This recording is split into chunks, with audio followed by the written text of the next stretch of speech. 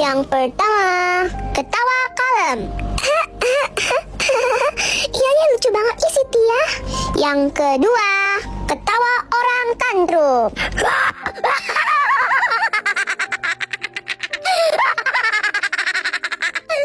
Yang ketiga, ketawa orang piknik. Jangan dong, lo begitu sih bikin aku ketawa deh.